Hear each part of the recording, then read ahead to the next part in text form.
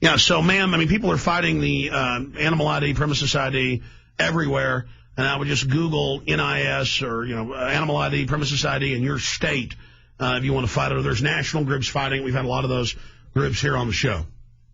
I appreciate it. And also I have a comment on CNBC's reaction to Ron Paul. They said that they were going to come back when they were playing something more substandard, and I just thought that was great that they admitted that. In fact, I have the transcript here. They said we're going to come back. I actually have the text here. I appreciate your call, man. Let me go ahead and read it. Haynes says, this is not going as planned. No, it is not. This is when they cut away from Ron Paul. We were told that there was a very limited number of opening statements, and it seems to be getting out of control. Burn it. Here's what we forgot. Everybody is taking this live. You know what that means. Why would they miss an opportunity for free airtime? Haynes, we're going to take a commercial break and get them out of the way so that when something really substandard, he means substantial, is happening, we don't have to interrupt them. So the image here is how dare these elected congressmen who are supposedly over the Federal Reserve, which they're not, bring up the fact the Federal Reserve is destroying America. How dare them? We'll cut back once Bernanke's up there. Because normally they don't show the congressman asking serious questions. They only show the private bankers. Bob Chapman, comments? We're carrying that piece from InfoWars in tomorrow's issue. And so you'll be able to see it there as well as on Alex's site. Absolutely. And I saw the live version, and that's exactly the way it happened. And I was surprised because they've admitted that they're managing the news. Well, it's just all right out in the open. Let's go ahead and talk to Brent in Texas. Brent, you're on the air. Yeah, hey, guys. Thanks for all the information you put out. It's really incredible. I don't know how you can put out so much material consistently, but I'm thankful that you do. Question was for Bob, and I emailed you about this, so I'm glad I got through. I'm very surprised. Thanks for taking calls just for Bob today. You bet. You're on the air, sir. Yeah. So, Bob, the question was, I know you're familiar with Prechter's Elliott wave analysis because you've commented on it on occasion in the newsletter. But, lately, I think it was in the last week or so, he came out and basically said in this what he calls a grand supercycle bear market, that he'd be surprised if futures even existed after it's over. Now, he didn't give any kind of timeline because that's impossible, but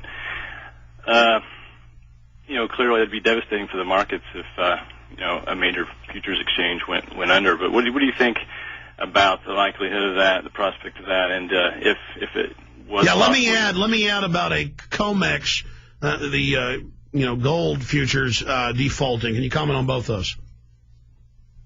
First of all, I'll answer Alex at possible and probable. And to answer the original question, and that is, we can have physical markets. We don't need futures. And maybe we should revamp the whole futures system so that it can't be rigged by government. And just like we should privatize the SEC and the CFTC so that they don't cooperate with the criminals in Washington and in Wall Street. I mean, the Madoff affair, and now we get the Stanford thing. SEC knew about Madoff 7 or 8 or 9 years ago, refused to do anything, and they knew it was a scam, and there's hundreds of people involved. And with Stanford, they were told to stand down by another government agency. I mean, what is this? So, referring back to the futures markets, there's no control. The only control is the United States government doing what they want to do to those markets by manipulating and rigging them. And it's got to stop. And if it doesn't stop, people ain't going to play the game anymore. And the whole market will be physical. And that's why you're having the run that you're having for the last 10 months on physical gold and silver coins and bullion by individuals all over the world, but particularly in Europe. And now it's starting in the United States. And so we can do without futures exchanges. All right. If they're rigged. I mean, who wants a rigged market? Absolutely. Well, that's what the pirates want. And then they sucker the people back into the market so they can screw them. Ben in Oregon, you're on the air. Go ahead. I I had two comments for you guys. One, I heard just on Rush's show right before I turned on your show, he actually admitted that they're saying that there's going to be a one world government and a one world currency. But was he saying that if you're against it, you're bad? Because before he said it didn't exist. No, he just said it on there. He said, I think he was referring to another piece that a news organization was putting out. Well, yeah, it's in hundreds of Yeah, but he was just basically admitting it and saying that, the liberals are going to be behind all of it, which he normally does. Stay there. I want to hear more about this when we get back. That's a big deal. But, I mean, Russia spent 16, 17, 18 years telling people none of this existed when the guy's smart and knows all about it. And I've been wondering the last few months, how is he going to say it doesn't exist when the Wall Street Journal, Fox News, CNN, the Times of London, the New York Times are all saying world government's real, the banks are going to rule you, but that it's good. It's good. But they lose their job. They had to build world government, destroy the industry of Western Europe and the United States and Japan, get everybody in debt in the debt-based economy, tell everybody to get in debt, then blow it all out, have a fire sale, and then say, we'll save you with a world government and carbon taxes you pay to us. And, Limbaugh can't come on the air and say it's a liberal conspiracy and the Republicans will save you because, it's neocon publications pushing this world government as well. But Bush played the bad cop. Now Obama's the good cop, the facelift of the New World Order. And now because they're openly setting it up, and you're going to be paying your taxes to them and satellite tracker boxes in your cars and neighborhood tattletale squads and everything else, they have to emerge out into the open. And that's what the Obama deception covers. The film is about Obama, but it isn't. It just shows how he's a front man and puppet, and you learn the whole globalist agenda, what they're doing, what they're setting up. It's such an important film, folks. It's not going to be about was he really born in Africa, which will just bounce off his armor. This is the black arrow to this political dragon. And I want to hold you 5 minutes over, Bob Chapman. We'll get our guest on from England if you can do it, unless you have something else that's coming up. But, your comments on this, because I've actually had other people tell me in days past he's been admitting it, and I know a lot of mainline conservatives are admitting it is true. But your take on them having to admit all this now. Well, I think that it's part of their process of exposure. They're getting ready to pull the plug on the entire world economy. They haven't even done that yet. I mean, what you're seeing going on here, all these problems, Prelude. Is really child's play. It hasn't got bad yet. Yeah, they're setting the table. Exactly. And we're looking out 2, maybe 3 years still until they're ready, and then all of a sudden the deflation will begin, and then all of a sudden everything will just go haywire. And they're coming out in anticipation of this.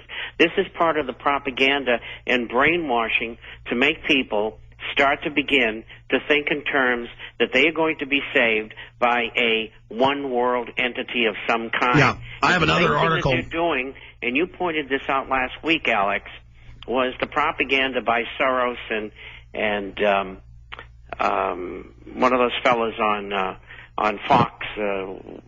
He came out and said the Bubbas are going to attack, and so you better be ready for it. They're preparing people to try to go and do that so they can implement martial law. You remember last week that was the bottom line? Well, it's the same thing. This is a big propaganda war that's going on, and they're heating the people up.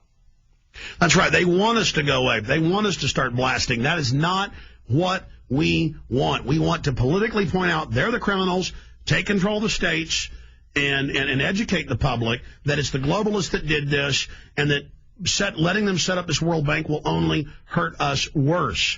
Any other comments, Ben, in Oregon?